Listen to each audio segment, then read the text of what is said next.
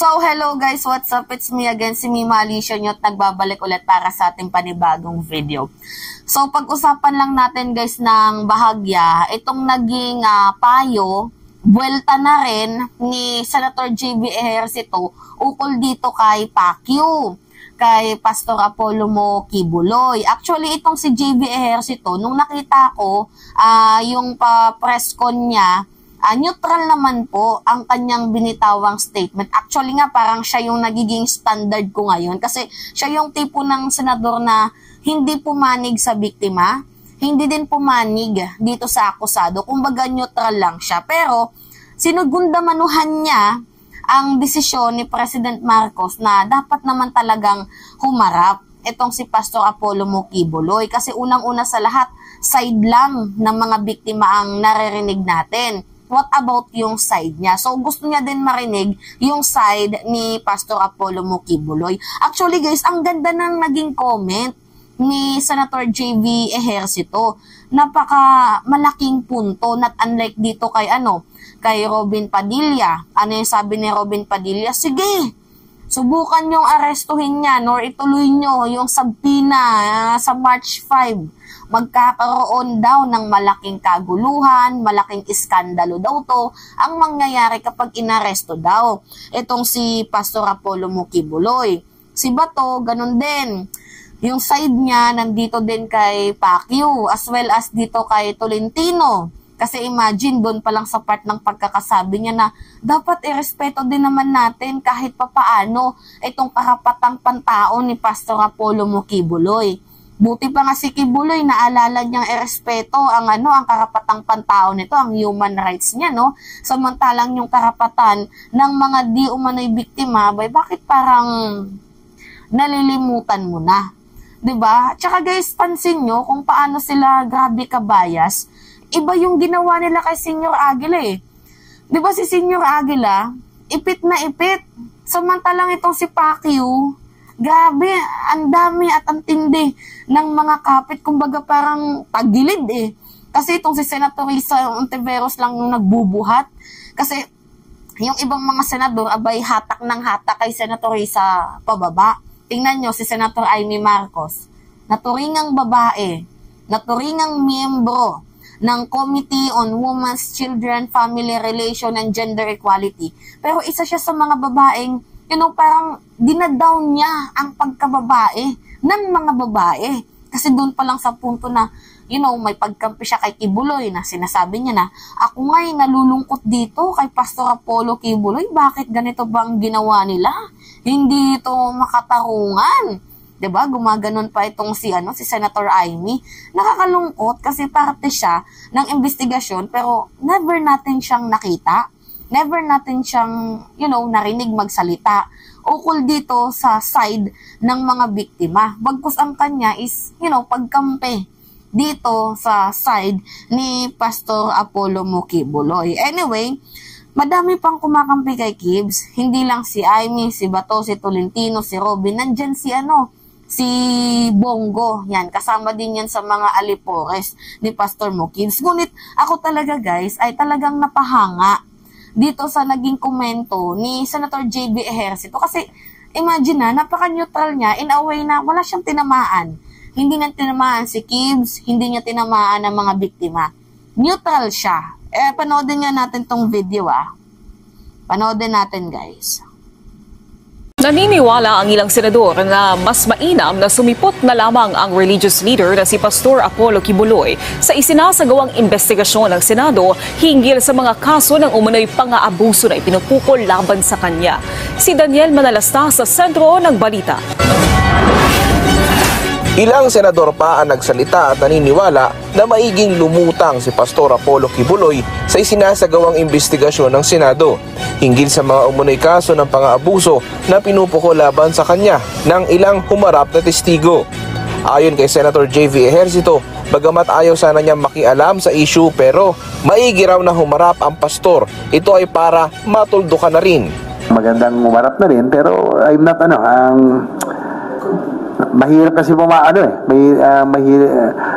maganda lang talaga marinig both sides, no? Siguro I'm hoping that si Pastor could already clear his side. So unfair din naman kung isang side lang ang naririnig. Diba? Rinig nyo yan, guys. Napaka-unfair naman talaga sa totoong istorya kung side lang ng mga biktima ang maririnig natin. Siyempre, pangit naman na maging one-sided tayo. Kaya nga nagkakaroon ng malalim na investigasyon. So, that's why na kailangang umattend ni Pastor Mo Kibuloy para nga, 'di ba, patunayan niya ang kanyang sarili. Hindi to pwede agad dalhin sa sa korte, lalo pat may nakabinbin ng kaso din, 6 na taon nang nakalipas itong si Pastor Mo Kibuloy. So nakakalungkot nga isipin, 'di ba? Appointed son of God, pero di ko inaasahan na ganito yung mga reklamo na grabe yung natatamo niya. Human rights abuses, rape, at kung ano-ano pa. So nakakalungkot lang. So nandito tayo sa punto ng innocent until proven guilty.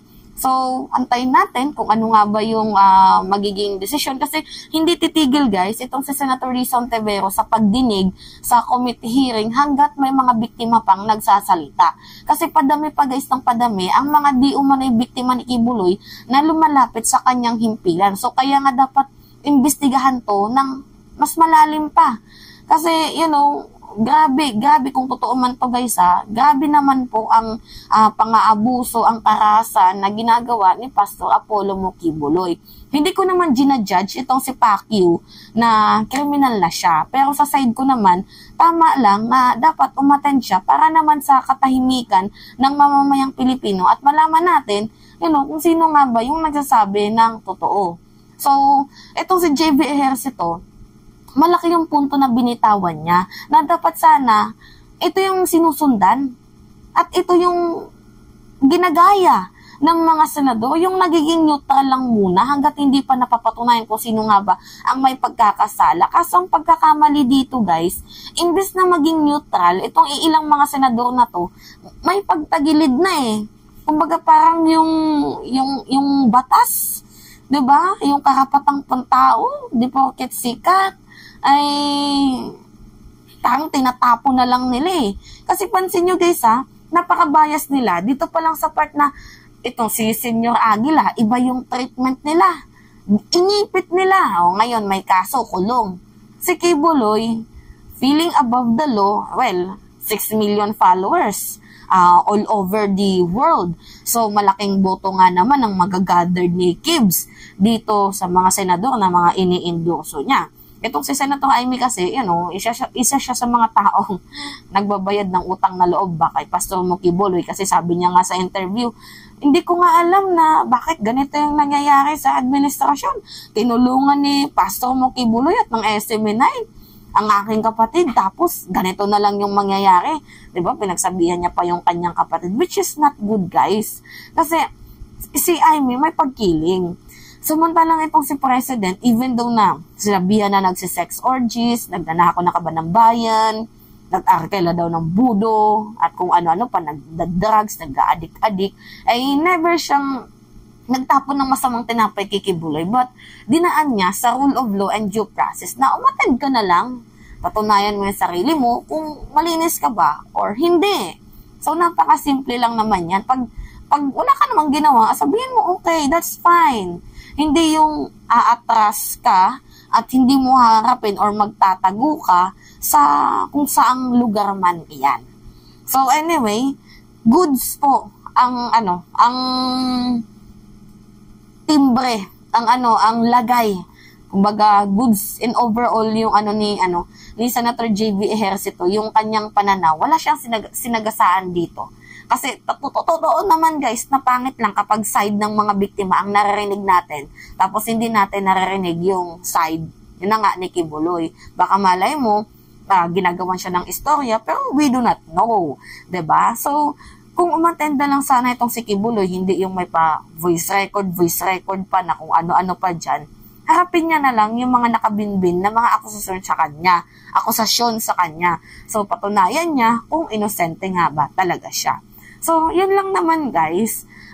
Napahanga ako at napabilib din ako ni Senator JV Ejercito for the second time. Kasi yung first time na napahanga ako sa kanya, doon sa part na tinirada siya ng mga vloggers, pero inisplok niya na itong mga vloggers na to is mga pro-China at anti-Marcos administration. So, goods ako dito kay Senator J.B. Ejercito sa usaping West Philippine Sea.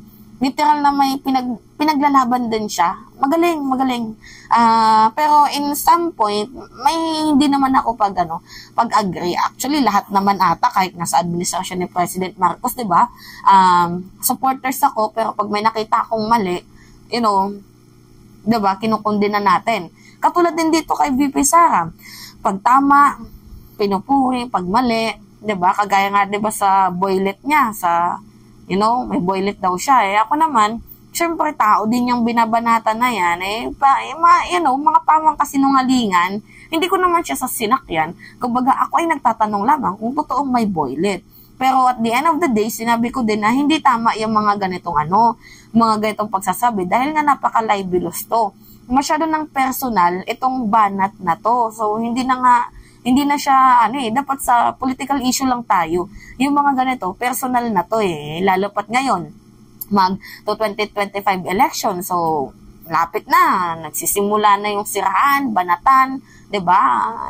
Kung totoo man, may mga bayarang vloggers din daw. Si President Marcos, may bayarang vloggers din daw. Itong mga Duterte, we do not know. Pero ako, malinis ang aking konsensya, nandito ako sa panig ng tama. So, yun lamang ho guys, at it's me again, si Mimali Siya. Nagbabalik ulit para sa ating panibagong video. Maraming salamat mga kababayan.